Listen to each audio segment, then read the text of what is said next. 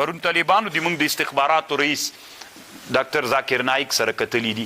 ما اراده وله چې زه به کنې ما خپل ټویټر دا ډېر وخت بند ده، ما ویلې چې زه به یې ولیکنه پې باندې کوم. دا طالبانو اصلي کار دغه کار ده. یعنې ما ویلې که زه وثیق صاحب سره ووینم او اراده مې وه چې انشاءالله ورځم به دې ورځو چې ترجمه خلاص مې زه به ورته یم چې د نر بچی اسلامي امت چې را ژوندی کوي دغسې کارونه وه.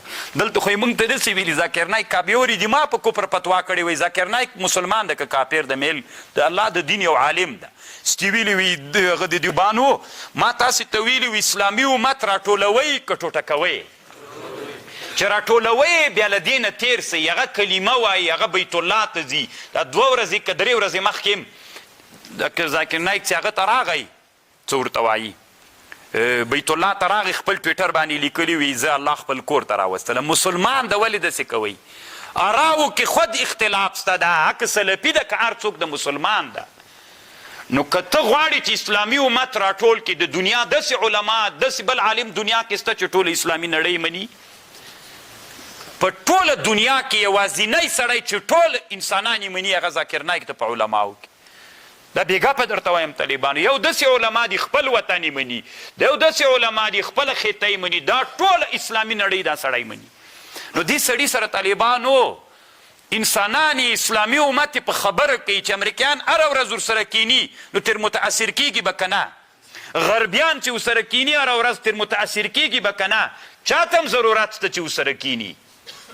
د اسلامي امت رهبرانو سره چې اسلامي فکر لري تاسې که فکر وکئ د په خپل ټویټر باندې د وثیق صاحب عکس نشر کړی، امارت نه ده نشر کړی، د نشر کړی، د چې د وثیق صاحب سره عکس اخیستی د په خپل ټویټر باندې هغه عکس نشر کړی. دا یو افتخار ده، موږ ته یو افتخار ده. باید موږ د اسلامي امت له داسې علماو سره څوک سو ووینو، ورسره طالبانو ملاقات ورسره وکړو، هغوی راټول کړو، هغوی ته یوه روحیه ورکړو. هغه علما دي، انسانان څه دي طالبانو؟ څوک نه لري، طبیعت نه لري، انسان چا نه متاثر کیږي؟ ټولنې نه دي. هغوی ټولنې طالبانو د جهاد فکر کې ورک ده، هغوی کې هغه د شجاعت او د انقلاب فکر پکې ورک ده. ته ورسره کښېنه، ته مجلس ورسره وکړه. ما خو لا ویلي چې که غوښتنه وثیق صاحب تر کړي چې افغانستان ته راسي تر ټولو نه ښه ده، که نه یې کړي خامخا به دا ورې رابطه پیدا سوي. ما ویلي چې زه ورغلم زه به ورته وایم چې خامخا د ډاکټر ذاکر نایک د افغانستان ته را دعوت که، دعوت ورکه میدان ته له هغو علماو نه چې ورځي زه ورځم. پروا نه کوي طالبانو ما سره به یو په داسې کې شري چې دلته لاسونه نیسي، دلته نیسي، دلته نیسي. دا څه د کفر مسله خو نه ده طالبانو ورونو، دا چې موږ دلته را دعوت کړو ټوله اسلامي نړۍ په موږ راماتېږي، د اسلامي امت توجه موږ ته کېږي. اسلامي امت کې علما سته ده چې ټوله اسلامي امت یې مني. دغسې خلک دي چې راملګري کړل، راملګري که راملګري که به یو وخت کې غږ پې باندې وکړه چې اسلامي امته د یو اتحاد دپاره سره ټول سي، بیا طالبانو اسلامي امت د غزې په حق کې بل وارې پورته کېدلی سي، کېدی سي که نه سي کېدلی. نو هر څوک چې ځان ته دا به راټولول زه کولی سم که حکومت راټولول زه کولی سم، پیسې زه لرم که د اسلامي امارت مشرتابه. دغسې انسانان طالبانو دغه ملاقات طالبانو رښتیانن د اسلامي امت د روحیې د راټولولو په معنا باندې ده. قسم په الله اسلامي امت په دغسې کار راټولیږي. ډېر ښه کار یې کړی الله عز وجل دی ده ته په دغه کار باندې نورم لا توفیق ورکړي چې د اسلامي امت له علماو سره وویني.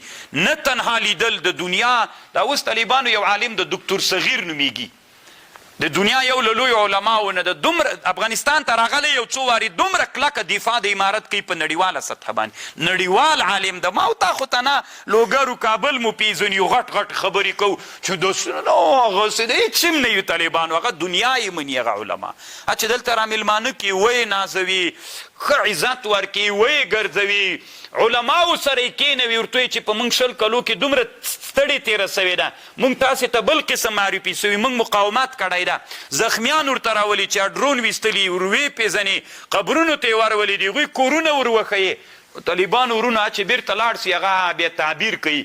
انسانه لوی خوند به وکړي چې اسلامیانو هر سعودي هم غلې ناسته ده او بل هم غلی ناسته چې موږ هم غلي کینو. موږ ته د خلکو فکر ده چې اسلامي امت علما سره راټول کړه که بل چاته موږ طالبانو اولینی کار ده چې ومو که الله عز وجل دې وکړي چې دا وارې دی دلته را دعوت کي او دلته راسي ښه سپینو بیرغونو باندې طالبانو ونازي ځکه د ده خبر څوک مني دا دې نه تېر څه دا وابي ده او سلفي ده تا نو چی کړي دي هغې اسلامي امت ته دومره کار کړی و ټول عمر دین مو طالبان هم دا وابیت و پنجپیریت ده تاسې افغانستان کې بله خبره اورېدلې ده چې دا پورته سي راکته سي وابي ده او پنجپیري د اسلامي امت په پښو دروئ که نه دروئ چې دروی طالبانو له شویتوب له پنجپیریت له سلافیت له دیوبندیت نه به تېرېږي لکه ته په افغانستان کې تنا دا ډلې دي په هند کې څوک دي په پاکستان کې څوک دي په سعودي کې څوک دي په دوبۍ کې څوک دي په افریقا کې څوک دي هلته به ته تېرېږي د دغه نوم لاندې به خلک را جمع کوې چې د اسلام نوم او لا اله الا الله دا پرېږده دا نور شیان بیخي پرېږده بیا اسلامي امت را او چې ته دلته ما سره په پنجپیرت وابیت اخته یې بیا نو ته اسلامي امت راټولوی سي